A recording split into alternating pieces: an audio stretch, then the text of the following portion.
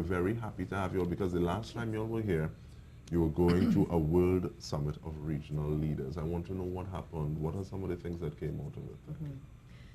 Well, the World Summit was about 1,000 people there, more or less, and representatives from all over the world, from local governments, local authorities, and as well as associations of local governments. So it was really to prepare for a few things. First of all, to come together and come up with agreements around the agenda for the UCLG, the United Cities, and as well as prepare for World Habitat 3, which was following. And it came up, we came up with a variety of top priorities that were common across the board, whether they were for smaller municipalities or larger cities, related to things like the importance of decentralization and empowering local governments, their role in the sustainable development goals, and that sort of thing. Alderman, where are we in the pack in terms of you have about 1,000 people meeting and you want to know, okay, what are we doing something that is kind of wrong? Are we doing it very right? And people are taking ideas and inspiration from us. Where are we in the running?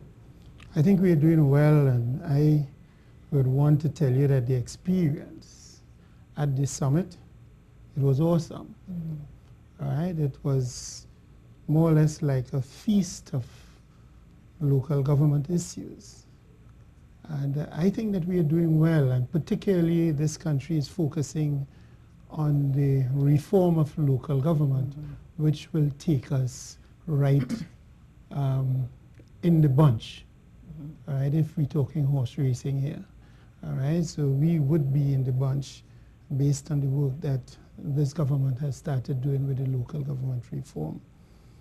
I think when I say it was a feast, we had approximately 135 subcommittees, all right? And we discussed issues, as you heard from Marian. We had discussion on things like climate change. Mm-hmm. We had women in politics. We discussed issues like waste management, financing, urban development, and the localizing of the SDGs, to which most of our countries have signed on to with the United Nations. And so we had the opportunity to discuss things like the eradication of poverty in the world, right? And the approach that you can use in localizing the SDGs through the local economic development. All right, so these discussions, I think they were very, very pointed, and I think I came back with a lot so that I could pass on to my colleagues, albeit most of them would be new to local government, because when we came back the same day, the Prime Minister announced the date for local government elections. So, but nevertheless, the information is there so that I can pass on to the new practitioners in local government.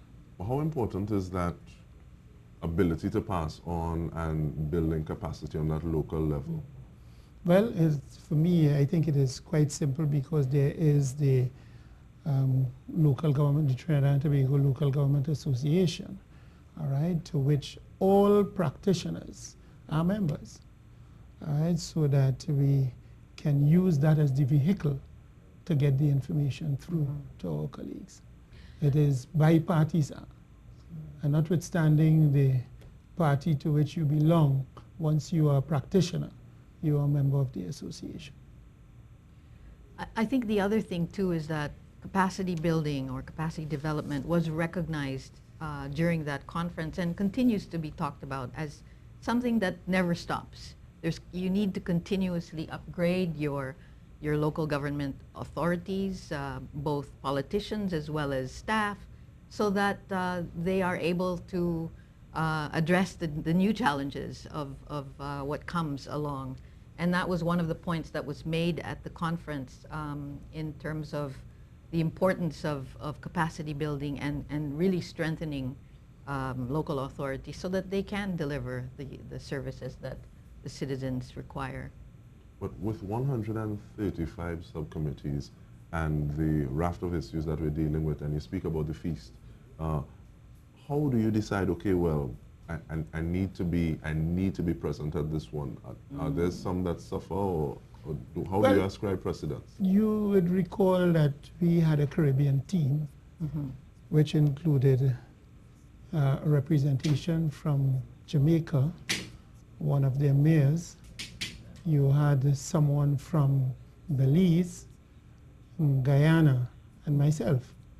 Right? The agenda was given beforehand so that we could have been able to sit down and determine the sessions that we wanted to attend. And we had the opportunity to share the experiences from the sessions. All right, and I did not include my dear Marian. She was also part of it as well. So that was our team, so we were able to spread as far as possible to get the best out of the summit. As we know, the Alderman just said that he didn't include you in the list of people that he was speaking of before. But what was your role, or the role of that representative being from CARILED in the entire process? Well, as director of CARILED, I was, part of that team and looking at the commonality across the Caribbean, because that Caribbean, CARILED works in 7 countries. But this is sort of only one of the things that CARILED does to support and give opportunities to representatives from Caribbean local authorities and local government associations to talk about and share the experience of the Caribbean with others and among themselves.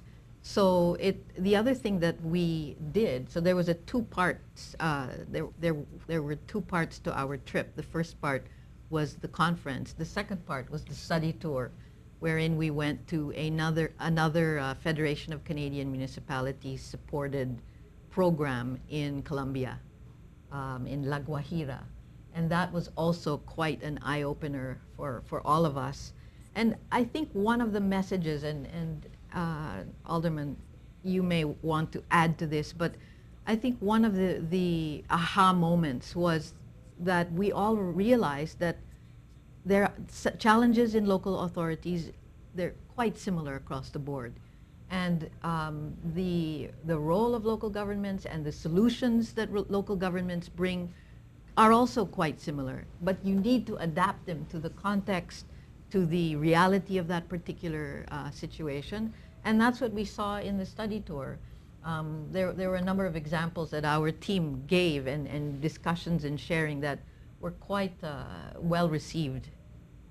But DK, before I joined Marian in La Guajira, and I am not sure if I have the pronunciation correct, it is real Spanish. All right, I would want to tell you one of our experiences. At Bogota was the opportunity for us to participate in the election of a new executive. And we saw, for the first time, we have a South African being now the president. And more importantly, it was history for us in Trinidad and Tobago, because we've had the opportunity to vote at that elections. Trinidad and Tobago was the only country in the Caribbean who had the opportunity to vote. And your ability to vote is not as a result of the national government, but by association.